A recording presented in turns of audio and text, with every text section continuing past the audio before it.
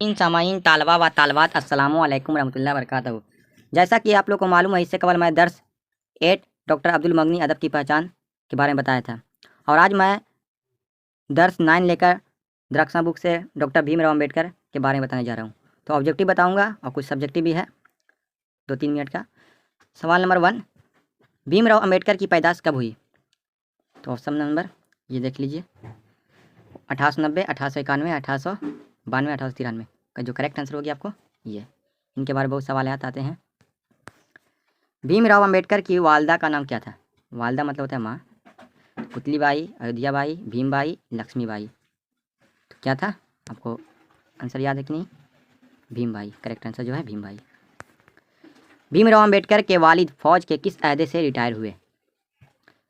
है ना, सबकदोश भी बोल सकते हैं खुद में। तो इसका आंसर हो जाएगा सवाल नंबर 3 का आंसर ब्रिगेडियर, मेजर, कमांडर, सूबेदार।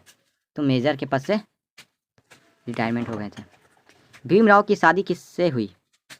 रामाबाई, रीताबाई, मणिबाई, कृतिबाई। तो जो भीमराव की शादी हुई, भीमराव की उम्र थी उस वक्त 14 साल, और इनका रामाबाई से हुई थी, इनका 9 साल की बच्ची के साथ हुई थी। करेक्ट आंसर ये। अब पूछा जाएगा भीमराव की शादी किस उम्र में हुई थी? 14 साल। लड़की की उम्र कितनी थी? 9 साल। सवाल नंबर 4, भीमराव अम्बेडकर की आज़ाद हिंदुस्तान में किस अहदे पर फायज हुए? किस अहदे पर फायज हुए? तो वजीर कानून। संविधान लिखी तो वजीर कानून इसका करेंट आंसर हो जाएगा।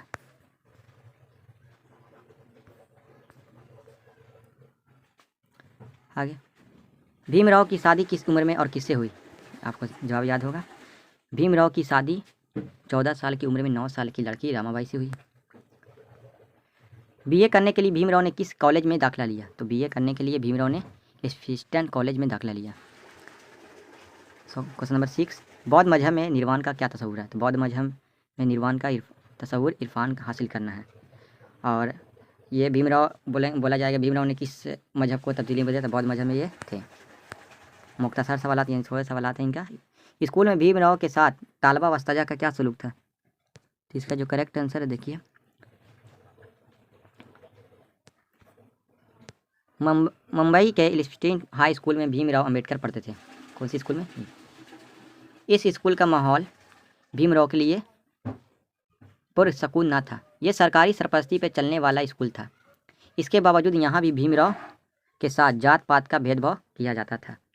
सिर्फ स्कूल के तालबा ही नहीं, छात्रा वहाँ जो थे स्टूडेंट, तालबा ही नहीं, इन्हें हकारत की और नफरत की निगाह से नहीं देखते थे, बल्कि इस स्कूल के अस्ताजा यानी उस्ताद का जमा अस्ताजा का सलूक भी भीमराव के साथ नफरत और हकारत का था। बस। भीमराव का खानदान मुंबई जाकर क्यों बस गया? Very important question. भीमराव के वालिद रामू जी सितारा के एक फौज स्कूल में मास्टर थे। फौजी स्कूल में क्या थे? मास्टर थे।